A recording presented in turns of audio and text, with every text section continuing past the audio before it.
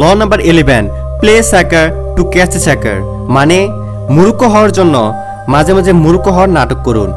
মনে রাখবেন, এই দুনিয়ায় কেউ চায় না আপনি যেন তাদের থেকে বেশি বুদ্ধিমান হন, বেশি ধনী হন, বেশি সুন্দর হন এবং বেশি হ্যাপি হন, সেটাও চায় না লোকেরা।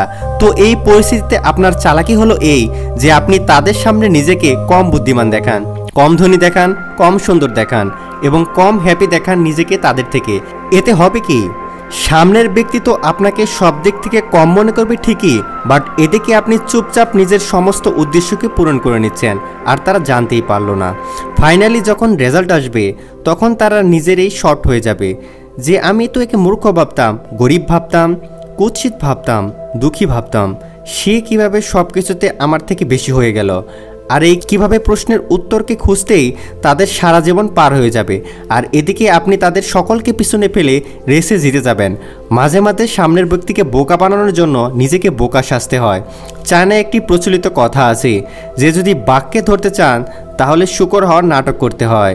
এতে বাঘ মনে করে আরে শিকার এতটাই বোকা যে আমার কাছে নিজেই চলে এলো।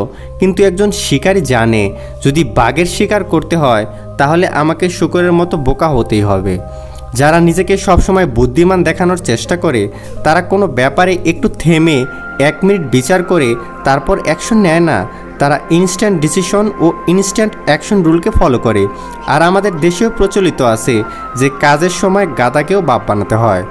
তো যদি আপনি স্টুডেন্ট হন, বিজনেসম্যান হন, ফ্রিল্যান্সার হন, হাউসওয়াইফ হন, কমন ম্যান হন, যে কেউই হন, সবসময় মনে রাখবেন যে নিজের ইগোকে কিছুক্ষণের জন্য সাইডে রেখে যদি দেখেন যে লাভ আপনারই হচ্ছে, কাজ আপনারই হচ্ছে, তো চুপচাপ কাজকে পার হতে দিন।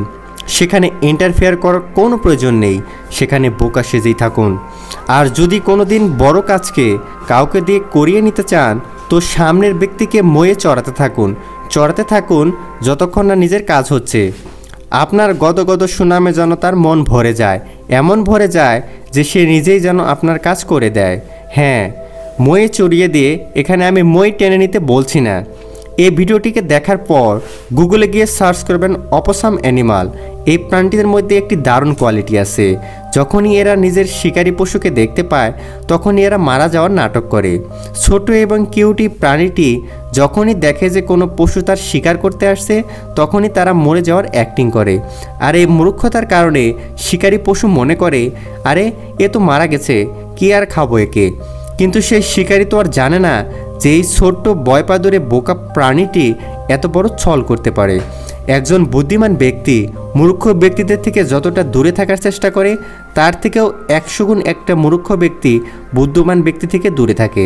যদি আপনি ভাবেন যদি আমি স্মার্ট হয়ে যাই এই মূর্খ লোকদের থেকে দূরত্ব বানিয়ে নেব, তো মনে রাখুন তারাই আপনার সাথে দূরত্ব বানিয়ে নেবে, আপনাকে দূরত্ব বানাতে হবে না। তো আজ থেকেই মনে রাখবেন যদি আপনি নিজের কাজকে কাউকে দিয়ে করিয়ে নিতে চান তাহলে ইগোকে সাইডে রেখে আপনি তার সামনে একটু বোকা সেজে যান, কোনো প্রবলেম নেই, কারণ বোকা লোকেদেরই শেখার আগ্রহ থাকে। সক্রেটিস বলেছিলেন যে power is I know nothing, আমার সব থেকে বড় শক্তি হলো আমি কিছুই জানি না। কিন্তু প্রাউড ব্যক্তি বলে আমি সব কিছু জানি, আমাকে কিছু শেখাতে হবে না। কিন্তু একজন বুদ্ধিমান ব্যক্তি বলে আমি কিছুই জানি না। এই দুনিয়ায় এখনও অনেক কিছু শেখার বাকি আছে। নেক্সট লটি জানতে নেক্সট ভিডিওটি দেখুন। 48 laws of power by Robert গ্রিনের সবগুলো ভিডিও আমাদের প্লেলিস্টে আছে, আপনারা ইচ্ছা করলে ভিডিওগুলো দেখতে পারেন। আপনাদের সুবিধার্থে ভিডিওগুলো আই বাটন এবং ডেসক্রিপশনেও দেওয়া হলো।